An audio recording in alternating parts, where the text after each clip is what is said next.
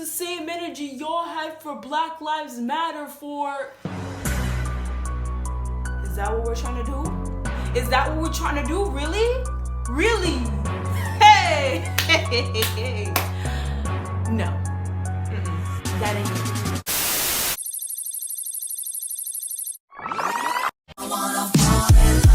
Nope. That's right.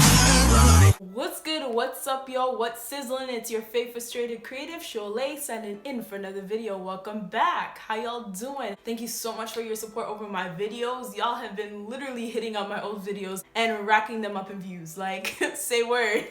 Thank you so much. If you're new to my channel, hi, hello, hola. My name is Sholay, and this is my creative entertainment channel where I post social, cultural, and movie commentary. Now let's jump into this video.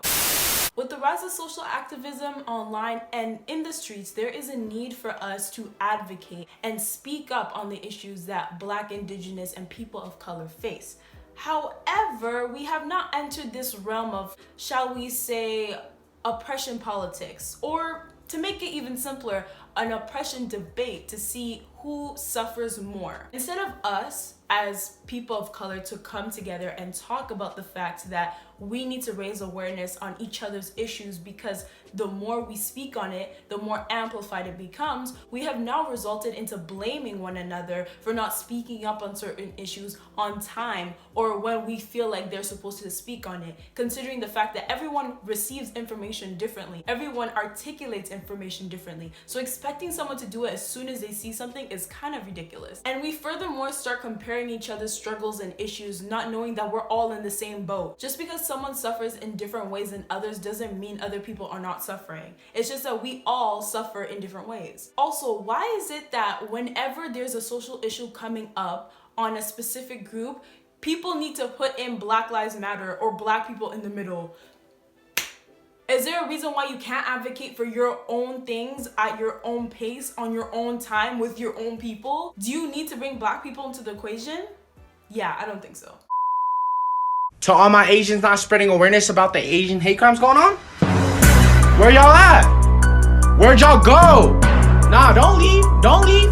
You were there for BLM. Is it because this shit ain't trending? Yeah, get the fuck out, weirdo. And to me, it seems as if people bringing Black Lives Matter and Black people into the equation of these conversations brings more awareness, when we need to consider the fact that Black Lives Matter only started 8 years ago, and it just started getting momentum as of last year because of George Floyd and all the other cases that came up before it. But people don't understand that Black issues have been spoken about for decades. This is something that people have sacrificed their life for time and time and time again. And because of the fact that we keep on passing it down generation to generation to talk about these issues in order for things to get better, that's the reason why a lot of these movements, a lot of these social issues are so amplified now, because it's years and years and years of work being put in. It truly makes me question if people are really putting work behind their own movements and behind their own social issues, and they just want Black people to come now and speak for everybody as if we're supposed to save them. But anyways. In what ways have Blacks been pitted against Asians? We need the Black community to realize that that Black people are hurting Asians, and they need to speak out in their own community. Our communities are not reporting these incidences. We don't want to cause more trouble, more attention to our community. It strikes me that this is the Asian equivalent of the talk that African-American parents often have to have with their children. And the funny thing about this is, when Black people, Black individuals talk about a specific issue that we're going through or we see in society that we want to bring attention to, people do not tend to take note of it or brush it off. But the minute someone of a different race now speaks of the same thing, all of a sudden it's credible. All of a sudden it makes sense. Why is that? Comment down below, why do you think it is? That's the reason why, to a certain degree, we need allies when it comes to talking about these issues, because people don't listen to Black people. They don't.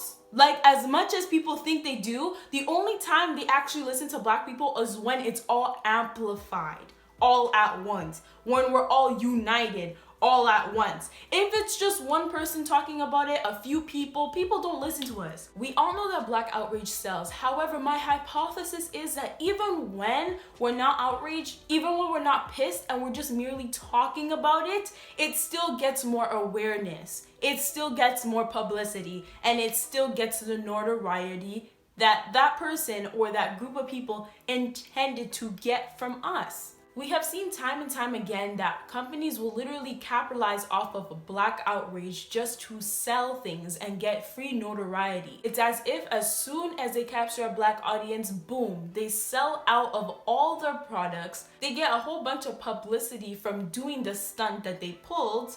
They get verified on Instagram with a whole bunch of followers to follow with it. But in the same breath, with Black outrage, there is an outcome that could be unpleasant for the other person, as they can get canceled online, they can get revoked the admission to their dream school, or they completely are driven off of social media, which leaves certain questions unanswered. In researching this topic, I found an article from Amanda Moore Carmen basically stating and talking about the same things I spoke about, with more examples showing how the Black outrage sells for both people who are in the community and outside the community. And certain questions she posed were, how can we as a community prevent the way we interact with posts that are meant to trigger us? And also, how can we take the necessary steps in order to stop for the exploitation on our feelings and emotions towards certain things? And if you have any thoughts and answers to those questions, please comment down below and let me know what you think. And another question I'd like to add to the end of that is, how can we go ahead and garner up the right attention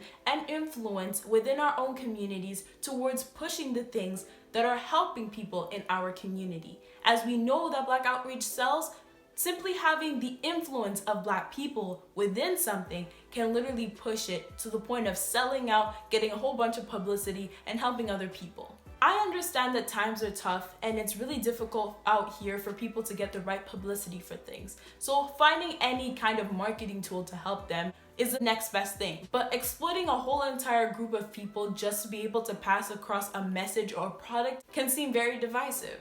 I feel as a Black community, we can go ahead and use our influence for good to promote certain people in our communities who are helping put money back into Black creatives, Black moms, Black dads, Black families, and the general Black community. But at the same time, we can also use our influence to help other communities out there who need our voices to help them. But in the same breath, we should also expect them to do the same, because it's not every day that we always gotta speak up for everyone, but ain't nobody speaking up for us. That's quite questionable in my personal opinion.